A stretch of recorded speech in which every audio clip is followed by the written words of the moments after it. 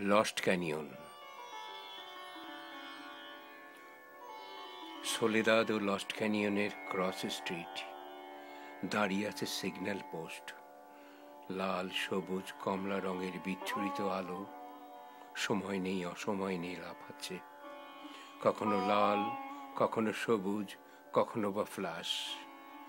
ওদিক দিয়ে গেলেই গাড়ি থামিয়ে আমি তাকিয়ে থাকি। কেন থাকি? ভালো লাগে। ওদের কথা স্মরণ করতে আমার ভালো লাগে। গেল বছর হলিউড সন্ধ্যা। কাজ থেকে বাসায় ফিরছি, সমস্ত শরীরে ক্লান্তির ছায়া। গন্তব্য আমার লস্ট ক্যানিয়ন। সেদিন লস্ট ক্যানিয়নের সিগন্যাল পোস্টটা রাস্তায় নুয়ে পড়েছিল। একদিকে রাস্তা ছিল বন্ধ, পুলিশ, ফায়ার ট্রাক, অ্যাম্বুলেন্স ঘিরে রেখেছিল অপর দিকে রাস্তা। উপচে পড়া ট্রাফিকের কোনো গতি নেই, হুমড়ি খেয়ে পড়েছে উৎসুক রাস্তার জনতা। অ্যাক্সিডেন্ট, এটা কোনো নতুন ব্যাপার নয়, প্রতিদিন ঘটছে দু চারটেই ঘটনা।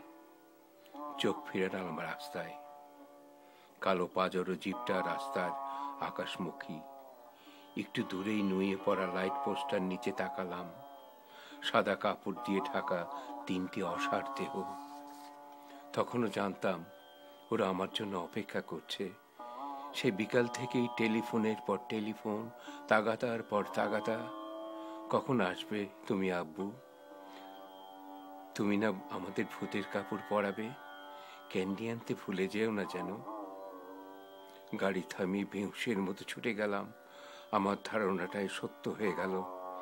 ইসুজি ইম্পালসের চূর্ণ বিচূর্ণ বডি পড়ে রয়েছে রাস্তার কোনায়। আমার খোকাটার এক পাটি স্যান্ডেল, মেয়েটার মাথার ক্লিপ, সাদা চাদরের ফাঁকে আমার স্ত্রীর রক্তাক্ত একখানি হাত। ওরা কেন এভাবে আমার জন্য অপেক্ষা করছে? ওরা কেন বলছে না তুমি কখন আসবে? সবকিছু তখন শেষ হয়ে গেছে। শুধু শেষ হয়ে যায়নি আমি। আমার গগনবিতারী চিৎকার আকাশে বাতাসে কংক্রিট রাস্তার দুপাশে সর্বস্ত্রে বেজে উঠেছে। লস্ট ক্যানিয়নের স্পটলাইটটা তার গতিতে চলছে।